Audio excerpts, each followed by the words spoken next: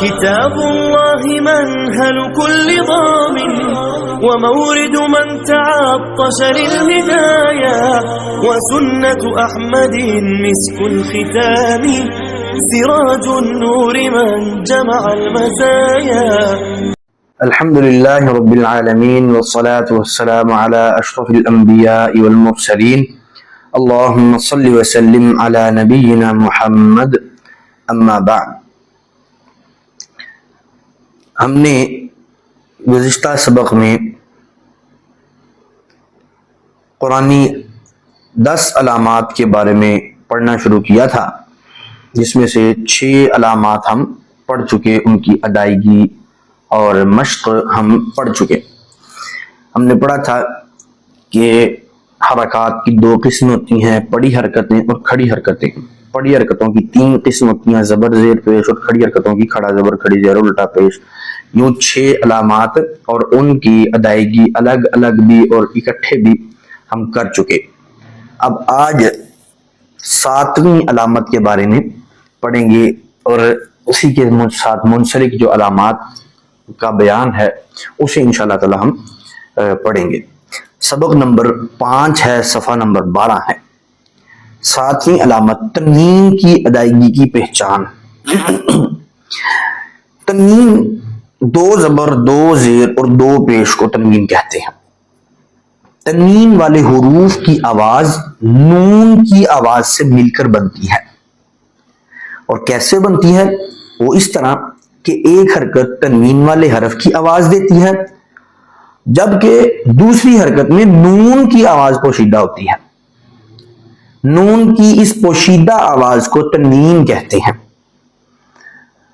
اب آپ یوں سمجھ لیں کہ اس میں 3 باتیں ذکر ہوئی ہیں. پہلی بات کہ تنوین کسے کہتے ہیں؟ 2 زبر 2 زیر اور 2 پیش کو تنوین کہتے ہیں. دوسری بات، تنوین والے حروف کی آواز نون کی آواز سے مل کر بنتی ہے. 2 باتیں ہوگی، یعنی تنوین کی آواز کیسے بنتی ہے؟ کہتے ہیں کہ تنوین والے حروف کی آواز نون کی آواز سے مل کر بنتی ہے.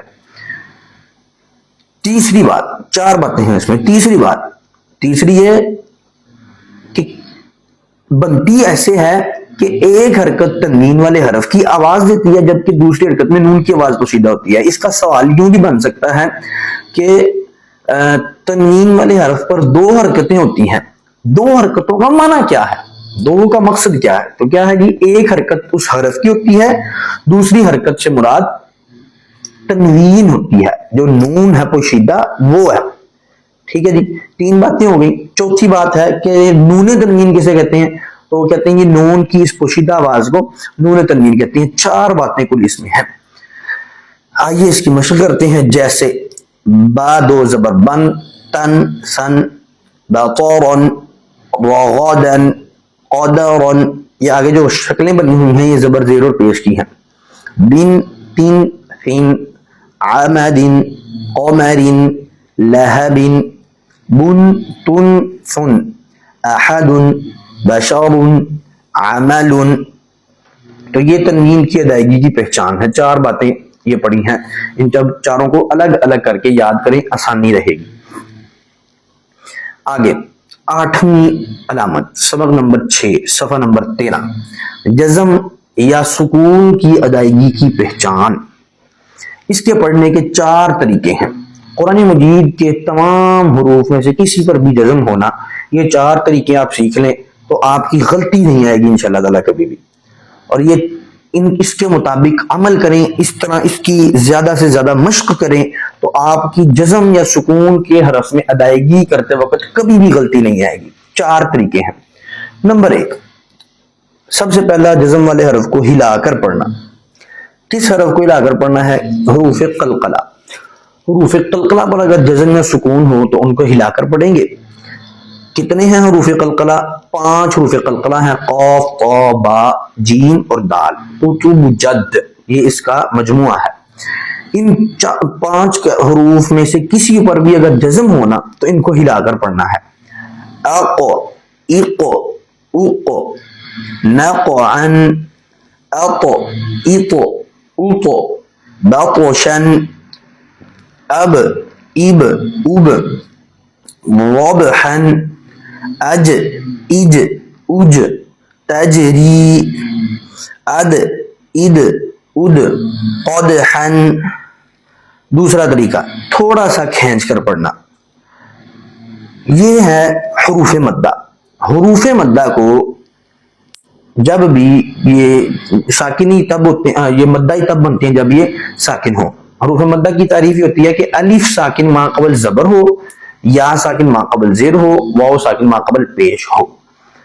تو یہ ان صورتوں میں حروف مدہ بنتے ہیں. تو یہ جب ان پر جزم ہو تو تب ان کو تھوڑا سا کھینچ کر پڑھیں گے. الف کے اوپر جزم لگائی نہیں جاتی. الف کے اوپر عموماً جزم تب لگائی جاتی ہے جب وہ حمزہ کی صورت میں پڑھا جا رہا ہوتا ہے. تو الف بغیر جزم کے ہی ہوتا ہے، یعنی ہوتا یہ مدہ ہی ہے. تو اس کو اس وقت کھینچ کر پڑھنا ہے. جیسے تاب، قال، حیل، قیل، توبو، ذوقوا. نمبر 3، تیسرا طریقہ نرمی کے ساتھ بغیر کھینچے پڑھنا ہے. یہ ہے حروف لین. یا واو ساکن ما قبل زبر ہو تو حروف لین بنتے ہیں. یا ساکن یا واو ساکن ما قبل زبر ہو تو یہ حروف لین کہلاتے ہیں. تو ان کو نرمی کے ساتھ بغیر کھینچے پڑھنا ہے. خیر، خیر لمبا نہیں کرنا. خیر، لیس، حول، سوف. یہ 3 آسان ترین باتیں ہیں. قلقلہ کو ہلا کر پڑھیں گے، مدہ کو تھوڑا سا کھینچ کر، لینیا کو نرمی کے ساتھ بغیر کھینچے پڑھیں گے. 3 باتیں ہوں گی. اب چوتھی بات، ان کے علاوہ جتنے بھی حروف ہیں ان پر جزم ہے یا سکون ہے، سب جتنے بھی حروف ہیں باقی سب ان کے پڑھنے کا طریقہ کیا ہے؟ آگے صفحہ نمبر 14 پہ دیکھیں. مضبوطی اور جماؤں کے ساتھ بغیر جھٹکا دیے پڑھنا. اس سے پہلے ہم پیچھے حروف لین کی مشق اور مدہ کی مشق کر دیتے ہیں. مشق کیجئے صفحہ نمبر 14. یائے مدہ اور یائے لین بیک وقت. قیل، خیر، اس میں فرق آپ کو محسوس ہو رہا ہوگا کہ مدہ کو کھینچا جا رہا ہے، لینیا کو کھینچا نہیں جا رہا.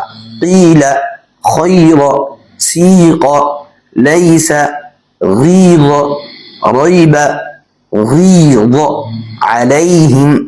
مشق کیجیے واو مدہ اور واو لین بیک وقت. توبو، حول، ذوقوا، سوف، کونوا، سوط، یستوفون. اب اس میں آپ فرق واضح دیکھ سکتے ہیں کہ لینیا کو کھینچا نہیں جا رہا. یستوفون. ہاں جی، یہ 3 طریقے ہو گئے. اب چوتھا طریقہ اگر سیکھ لیتے ہیں تو باقی تمام حروف کی ادائیگی بھی ٹھیک ہو جائے گی. اور زیادہ غلطی جو ہوتی ہے نا وہ اس چوتھے طریقے میں ہی ہوتی ہے. چوتھا طریقہ کیا ہے؟ مضبوطی کے ساتھ یعنی ہلانا نہیں ہے، جماؤں کے ساتھ یعنی لمبا بھی نہیں کرنا، اور بغیر جھٹکا دیے بغیر کھینچے پڑھنا ہے. تو یہ 3 چیزیں باقی تمام حروف میں آپ نے یاد رکھنی ہے تو آپ کی ادائیگی ٹھیک ہو جائے گی. اور یہ کیفیت مذکورہ حروف قلقلہ، حروف مدہ اور حروف لین کے علاوہ باقی حروف میں پائی جاتی ہے. مشق کیجئے. مطربۃ، برق، مریۃ، مثقلۃ، المفلحون. یہ جو زیادہ غلطی ہوتی ہے نا، نون ساکن، میم ساکن، لام ساکن، اس میں یہ زیادہ غلطی ہوتی ہے، اس کو ہلا دیتے ہیں. جیسے الحمدللہ انعمت علیہم. یہ جو ہوتا ہے نا یہاں پہ زیادہ تر طلبہ غلطی کرتے ہیں، یہ غلطی نہیں کرنی. المفلحون، اس کو مضبوطی کے ساتھ جماؤں کے ساتھ بغیر جھٹکا دیے مضبوطی سے پکڑ لینا ہے، ہلنے نہیں دینا، جماؤ لمبا نہیں کرنا. ٹھیک ہے. جعلنا، اس کو غلطی کیا کرتے ہیں؟ جعلنا، جعلنا، جعلنا، پکڑ لینا ہے، ہلنے نہیں دینا. الحمد، اس میں بھی بڑی غلطی ہوتی ہے. الحمد، الحمد للہ انعمت. ٹھیک ہے جی.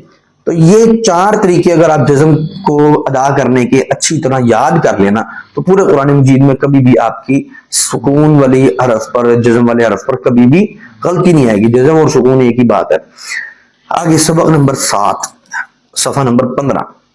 شد کی ادائیگی کی پہچان. شد کی شکل بنی ہوئی ہے نا، چھوٹا، یوں آپ سمجھ لیں کہ چھوٹا ڈبلیو. ٹھیک ہے. 3 دندانے والا، 3 دندانے والی علامت. پچھلے حرف کو شد والے حرف کے ساتھ فوراً ملاتے ہوئے ہلکا سا دباؤ پیدا کریں. یہ میں نے پہلے بھی آپ کو بتایا ہوا ہے کہ پچھلا حرف فوراً اگلے حرف کے ساتھ ملانا ہے، درمیان میں گیپ نہیں آنا چاہیے. میں پڑھ کے بتاتا ہوں کہ گیپ کیسے آ جاتا ہے. اور میم نون یعنی میم مشدد اور نون مشدد پر غنہ کریں گے، باقی تمام پر غنہ نہیں ہوگا. میم اور نون پر اگر شد ہوگی تو غنہ بھی ہوگا. آئیے مشق کیجئے. مشق اخ، اب یہ ہے صحیح ادائیگی. اخ، غلط ادائیگی کیا ہوتی ہے کہ اس کے درمیان میں ایک حرف کی آمیزش ہو جاتی ہے.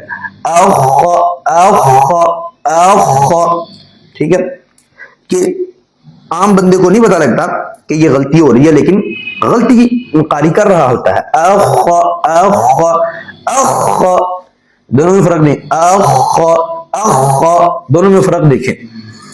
اخ فوراً ساتھ ملائیں، حمزہ زبر خا، خا زبر خا، اخ اخ، یہ غلطی ہو جائے گی.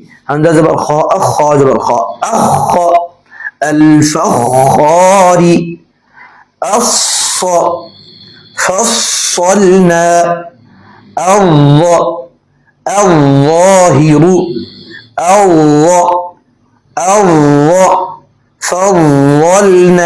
فضلنا، الطارق، سحار، فعال،